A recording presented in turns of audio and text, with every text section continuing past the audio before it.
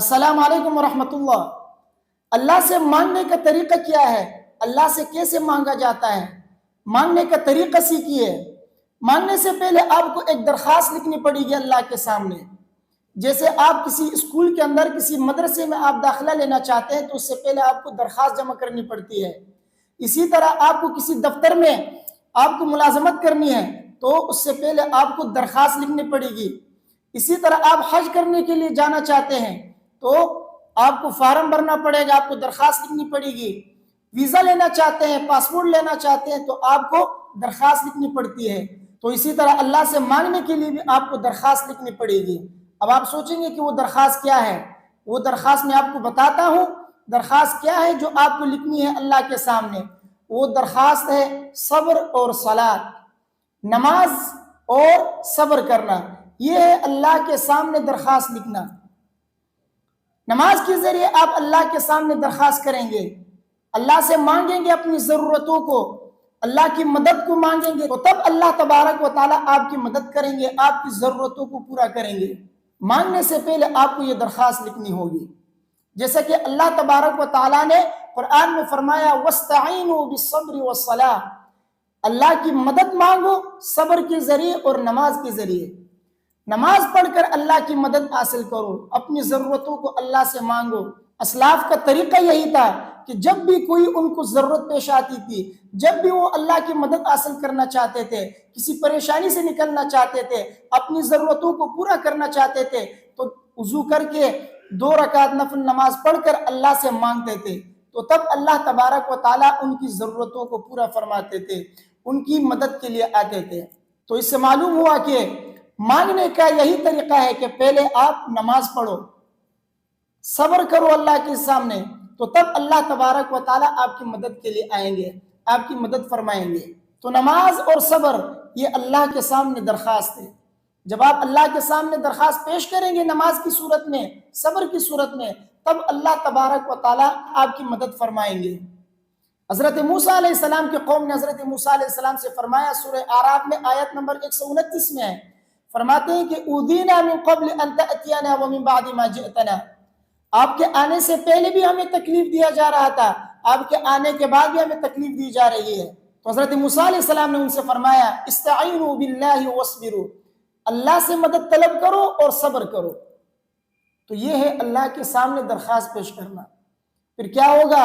عسى ربكم ان يهلك عدوكم ويستخلفكم في الارض فينظر كيف تعملون، کہ ان قریب اللہ تبارک و تعالیٰ تمہارے دشمنوں کو ہلاک کر دیں گے اور تمہیں زمین میں خلیفہ بنا دیں گے اور یہ دیکھیں گے کہ تم کیسے عمل کرتے ہو۔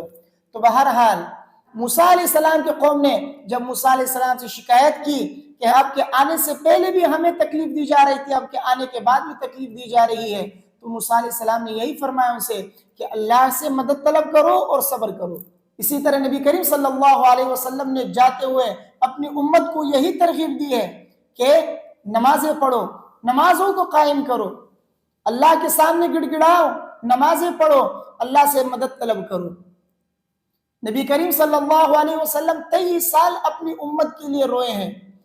کوئی ماں اپنے بچے کے لیے 23 سال نہیں روئی، کوئی باپ اپنے بچے کے لیے 23 سال تک نہیں رویا، لیکن محمد صلی اللہ علیہ وسلم اپنی امتیوں کے لیے 23 سال روئے۔ اور پھر جاتے ہوئے دنیا سے رخصت ہوتے ہوئے نبی کریم صلی اللہ علیہ وسلم نے اپنی امت کو نماز کی تلقین کی ہے کہ نمازوں کو قائم کرو۔ تو نمازوں کے ذریعے اللہ سے مدد طلب کرو، درخواست پیش کرو اللہ کے سامنے، اللہ تبارک و تعالیٰ آپ کی مدد کے لیے آئیں گے، آپ کی مدد فرمائیں گے، آپ کی ضرورتوں کو، آپ کی پریشانیوں کو اللہ تبارک و تعالیٰ حل فرمائیں گے۔ تو اس لیے نمازوں کو جو ہے قائم کرنا ہے، جو بھی ضرورت ہو آپ کی نماز پڑھ کے اللہ سے مانگو۔ نبی کریم صلی اللہ علیہ وسلم کو جب بھی کوئی مسئلہ پیش آتا ہے، نبی کریم صلی اللہ علیہ وسلم نماز پڑھ کے اللہ سے مانگتے تھے۔ اذا حزبه امر صلى، جب بھی کوئی مسئلہ ان کو کوئی پریشانی پیش آتی تھی تو نبی کریم صلی اللہ علیہ وسلم نماز پڑھ کر اللہ سے مانگتے تھے۔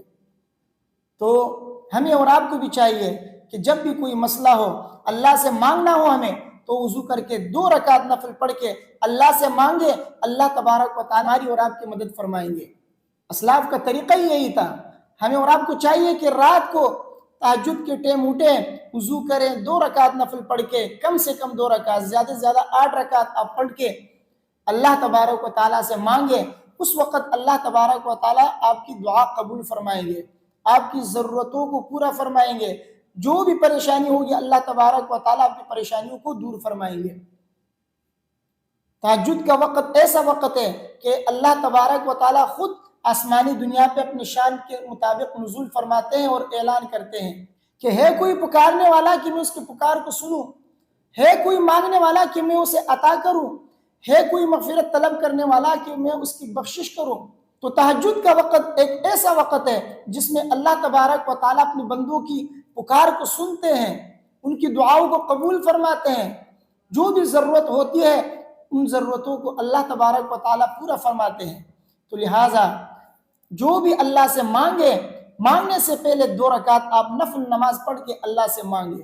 یہ ہے صحیح مانگنے کا طریقہ، یہ ہے مانگنے کا طریقہ اللہ سے مانگے تو اس سے پہلے 2 رکعت نفل پڑھ کے اللہ سے مانگے اور صبر و استقامت سے کام لے، جلد بازی نہ کرے، نمازیں پڑھے، دعائیں کرے، اللہ سے مانگے لیکن جلد بازی نہیں، صبر سے کام لے لے، تو تب جا کے اللہ تبارک و تعالیٰ آپ کی مدد فرمائیں گے، آپ کے مسائل کو حل فرمائیں گے۔ مجھے امید ہے کہ میری باتیں آپ کی سمجھ میں آ گئی ہوں گی۔ ویڈیو کو اپنے دوستوں کے ساتھ لازمی شیئر کیجئے، مجھے اپنی دعاؤں میں یاد رکھیے، جو بھی مسئلہ، جو بھی بات آپ کے ذہن میں ہو آپ کمنٹ کریں، انشاءاللہ اس کا جواب میں آپ کو دے دوں گا۔ اللہ تبارک و تعالیٰ میرے اور آپ سب کے مسائل کو حل فرمائے، ہماری ضرورتوں کو پورا فرمائے، پریشانیوں کو دور فرمائے اور نماز جماعت کے ساتھ پڑھنے کی توفیق عطا فرمائے۔ السلام علیکم ورحمۃ اللہ۔